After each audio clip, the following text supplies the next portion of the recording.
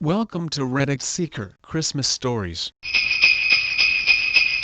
Girlfriend 22 female, slept with the bartender 31 male, at a work party back in November. She finally broke down and told me 24 male, everything today, claiming she was taken advantage of. I feel sick and I'm not sure what to do. Would you consider this cheating? Background: I, 24 male, have been going out with my girlfriend, 22 female, for just over 3 years. We do not live together. We were both living at our parents' houses while attending university, but I recently graduated, and now have my own place with a roommate. She still lives with her mom, but we have had a few discussions about moving in together. I work full-time at an office job, and she is in class with a part-time restaurant job on the side. She started this job at the beginning of November, and was hired by one of her friends. She told me it was annoying that several of the male staff members constantly flirted with her and made inappropriate jokes despite her being in a relationship. This includes the restaurant's bartender,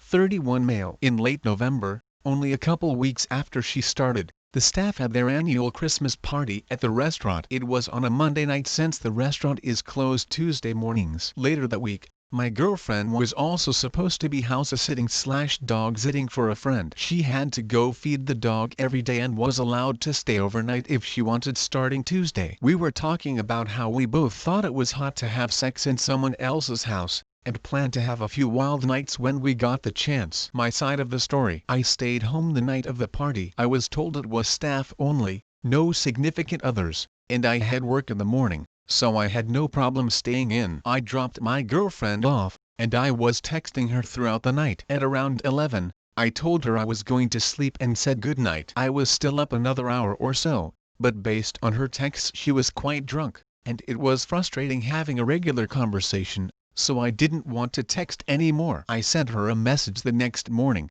and didn't hear back until around 2 p.m. when she informed me she was extremely hungover and slept half the day. Even though her mom's house was just around the corner from the restaurant, she said she instead decided to go to the dog-sitting house a day early, since it was on the way to the bar that some people headed to after the party. Apparently the homeowners left earlier Monday night. We hung out later that night and she showed me photos of the party. I saw most people brought their significant others, and I was kind of insulted. I confronted her about it and she said she didn't think we were supposed to be invited, and that I shouldn't have cared since I had work the next day anyways. We had a minor disagreement but nothing serious. The next couple's days were normal, we were happy, and Thursday night I suggested we go over the dog-sitting house together. She started acting weird and said she didn't want to do that anymore, but we could hang out at my place. We did, watched some TV, and I tried to initiate sex. She refused and said I was being too pushy, and went home. I didn't think I did anything wrong, and I was frustrated. The next 2 weeks or so were more of the same. No sex,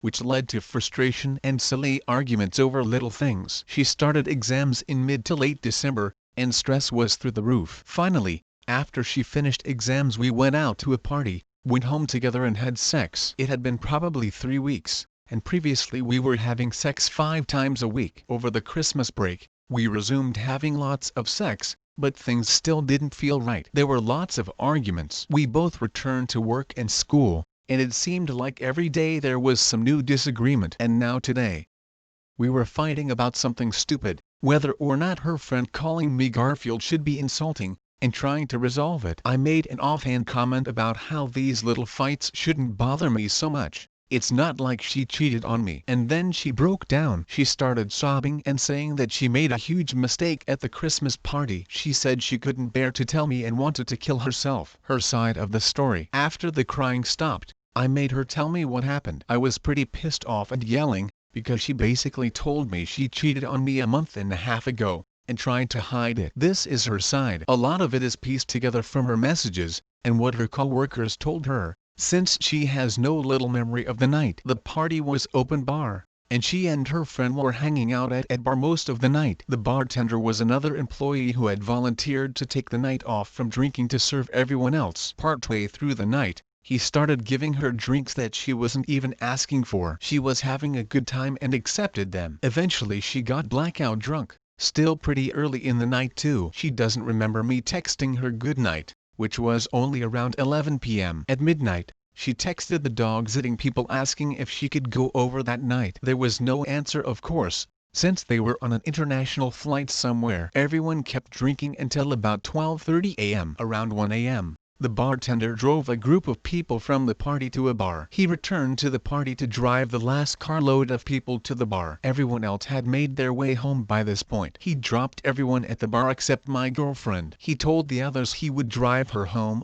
but together they then went back to the dog-sitting house. I don't know the exact details of what happened next, but around 3 a.m., she sent a photo to their work group chat. It includes her, the bartender, and the dog in a bed. You could only see from their shoulders up, but they were obviously shirtless. She included a message that said, "I hope everyone is having a good time. I know we are." She insists she has zero recollection of this happening. She woke up Tuesday lunchtime and was surprised she wasn't in her own bed. The bartender wasn't there when she got up, and there was no sign of him. She said she assumed she must have decided to go out to the bar after, which is why she asked to stay at the dog-sitting house instead of her own. Apparently she didn't find out what happened until Thursday, when she was talking to her friend. She was shown the picture she sent, which was since buried in the group chat. She still insists she has no memory of anything, and freaked out and didn't know what to do. That's why she refused to go to that house with me and why things suddenly got so weird between us. She says she wanted to deny to herself that it happened and didn't want to tell me. After finding out the truth today,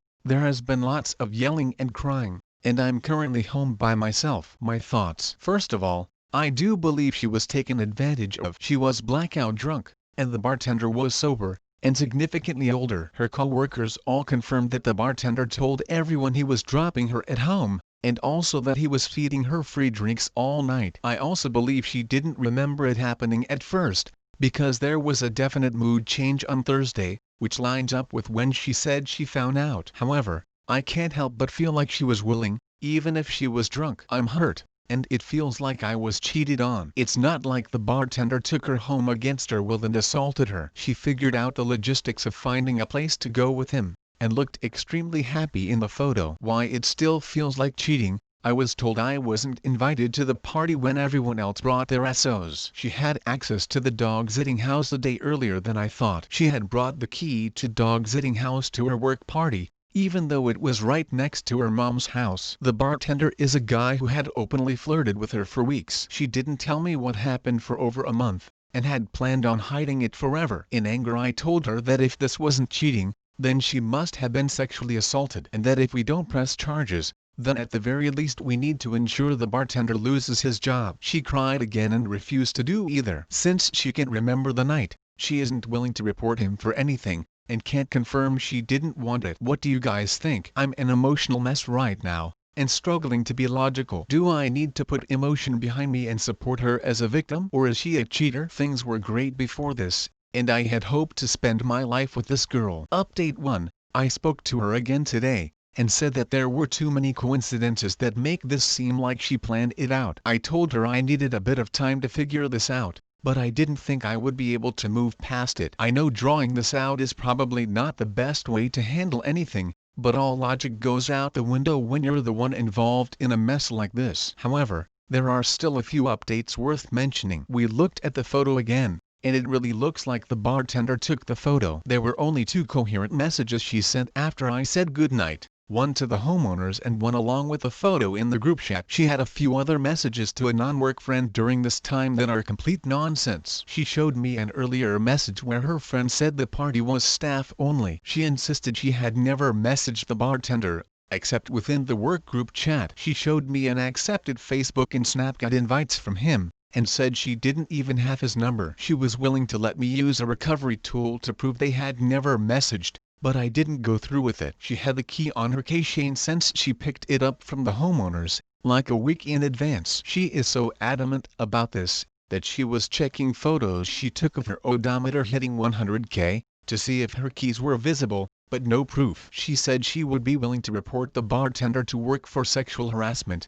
but was still uneasy about pressing charges. She still went through with it and hid it from me, so even if her story is completely true somehow, I'm not sure if I can move past it. Important update number 2, I have decided to side with my girlfriend, and support her as we figure this out. I'm not going to pretend everything is fine, and I'm not promising that we'll make it through this. Honestly, I have a feeling we probably won't. But we've been together for 3 years, and I believe her about what happened. I think she is a victim, even if she didn't handle everything correctly that night. I'm going to support her and try to figure out the full story. I've read every comment in here. I was responding to many with information in these updates, but there are far too many to reply to. Most of the top comments were posted early, and are quick to tell me to break up. If you read the rest, they are probably split 60/40, about whether she set it all up, or if she was assaulted. To everyone saying that she should break up with me for how I have handled this so far, please try to understand how emotional this ordeal has been for both of us. She came to me saying she made a mistake, and that it was her fault, and she hid it for over a month. I only learned all of this yesterday and I freaked out. If you like this video, please like and subscribe.